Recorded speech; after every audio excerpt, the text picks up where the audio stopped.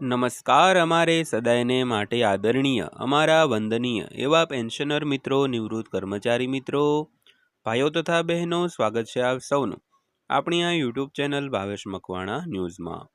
તો સૌથી પહેલાં બધાને જય શ્રી કૃષ્ણ, જય માતાજી, હર હર મહાદેવ. તો પેન્શનર મિત્રો, આજના વિડીયોની અંદર આપણે જોવાના છીએ 60 વર્ષ ઉપરના તમામ પેન્શનરો માટે સૌથી અગત્યની માહિતી આ વિડીયોમાં. આજીવન કામ લાગશે આ માહિતી, તો ખાસ કરીને આજનો વિડીયો તમે જોઈ લેજો, કારણ કે સૌથી અગત્યની માહિતી છે અને આજીવન આ માહિતી તમારે કામ લાગશે તેની પણ ગેરંટી છે. તો વિડીયો અંત સુધી જોઈ લેજો અને હજી સુધી જો આપણી આ ચેનલ તમે સબસ્ક્રાઈબ ન કરી હોય, ડેઈલી વિડીયો જોતા હો પણ ચેનલને સબસ્ક્રાઈબ ન કરી હોય, તો આપણી આ ચેનલ સબસ્ક્રાઈબ કરી લેજો, કારણ કે આવી જ માહિતી તમને રોજે રોજ જોવા મળવાની છે. તો શરૂ કરીએ આજનો આ વિડીયો. તો સૌથી પહેલાં વાત કરીએ તો 8મું પગાર પંચ હાલમાં વિવિધ કેન્દ્ર સરકારના કર્મચારીઓ અને પેન્શનર સંસ્થાઓ સાથે સલાહ સૂચન કરી રહ્યું છે, કારણ કે તે પગાર સુધારા અંગેનો અહેવાલ તૈયાર કરી રહ્યું છે.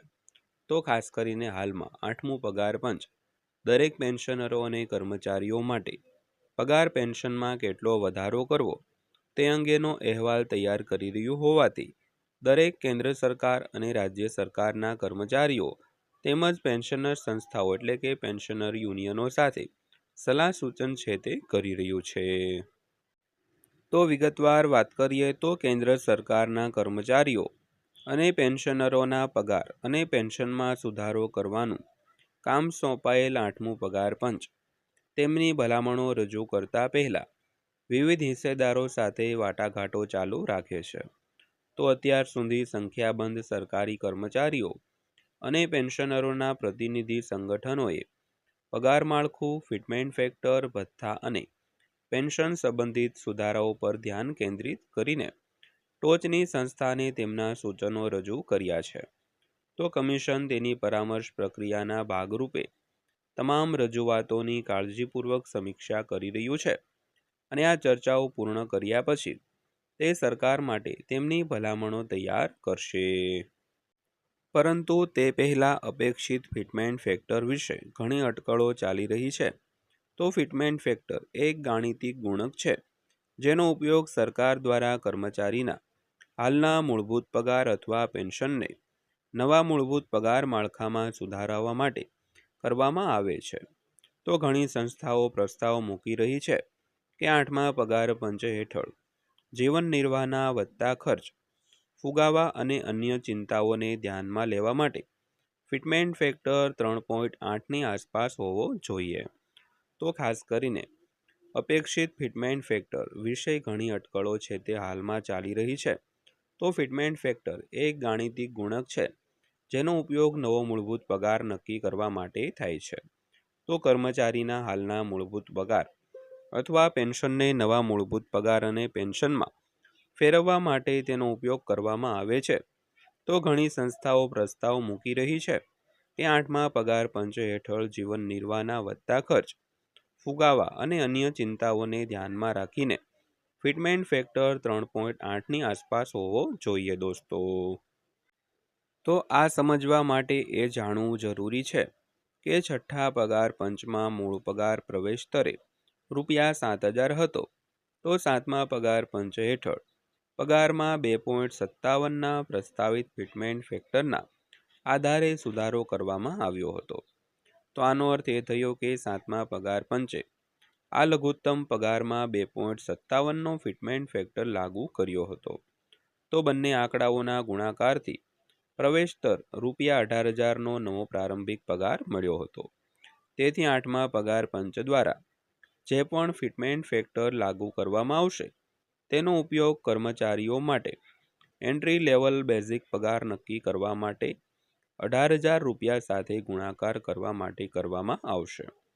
તો સ્પષ્ટ કરવા માટે, ઉચ્ચ અધિકારીઓ ઉચ્ચ પગાર ગ્રેડ હેઠળ આવે છે અને તેમને અનુરૂપ રીતે ઉચ્ચ સુધારેલા પગાર પ્રાપ્ત થશે મિત્રો. તો ત્યારબાદ જોઈએ તો ફિટમેન્ટ ફેક્ટર 3.8નો અર્થ શું છે. તો જો કમિશન દ્વારા પ્રસ્તાવિત 3.8 ફિટમેન્ટ ફેક્ટર સ્વીકારવામાં આવે છે તો તેનો અર્થ એ થશે કે એન્ટ્રી લેવલની ભૂમિકાઓ માટે સુધારેલ મૂળભૂત પગાર આ પ્રમાણે હશે. તો 18,000 રૂપિયા જે 7મા પગાર પંચથી લાગુ છે તેના ગુણ્યા 3.8 બરાબર 68,400 રૂપિયા નવો પગાર થશે. તો ત્યારબાદ વાત કરીએ તો ભૂતકાળ સાથે આ કેવી રીતે સરખાવે છે. તો અત્યાર સુધીમાં ભારતમાં 7 પગાર પંચો જોવા મળ્યા છે. પ્રથમ પગાર પંચની સ્થાપના જાન્યુઆરી 1946માં કરવામાં આવી હતી. તો ત્યારથી સામાન્ય રીતે દર 10 વર્ષે એક નવું પગાર પંચ રચાય છે. તો 8મું પગાર પંચ 3 નવેમ્બર 2025ના રોજ રચાયું હતું. તો તેને પગાર, પેન્શન અને ફિટમેન્ટ ફેક્ટર પર તેની અંતિમ ભલામણો રજૂ કરવા માટે 18 મહિનાનો સમય આપવામાં આવ્યો છે. તો ફિટમેન્ટ ફેક્ટરનો ઉપયોગ છઠ્ઠા પગાર પંચથી કરવામાં આવે છે. તો અગાઉ પગાર સુધારણા પદ્ધતિ વધુ જટિલ હતી, જેમાં પગાર તર્કસંગતીકરણ અને જરૂરિયાત આધારિત વેતન ગણતરીઓનો સમાવેશ થાય છે મિત્રો. તો ત્યારબાદ જોઈએ તો પહેલા પગાર પંચમાં સુધારેલ મૂળભૂત પગાર ₹55 હતો. બીજા પગાર પંચે અસમાન સુધારણા પદ્ધતિઓને આધારે લઘુત્તમ મૂળભૂત પગાર ₹80 અને ત્રીજા પગાર પંચે ₹185 નક્કી કર્યો. તો ચોથા પગાર પંચે ડીએ લિંક અને તર્કસંગત માળખા સાથે તેને વધારીને ₹750 કર્યો. તો પાંચમા પગાર પંચે કોઈ પણ ઔપચારિક ફિટમેન્ટ ફેક્ટર વિના ₹2550 નક્કી કર્યા હતા. તો છઠ્ઠા પગાર પંચે 1.86ના ફિટમેન્ટ ફેક્ટર દાખલ કર્યા પછી તેને વધારીને ₹7,000 કર્યો હતો. તો હવે તેવી જ રીતે સાતમા પગાર પંચે 2.57ના ફિટમેન્ટ ફેક્ટરનો ઉપયોગ કર્યો હતો અને ત્યારબાદ પગાર ₹7,000 કરવામાં આવ્યો હતો.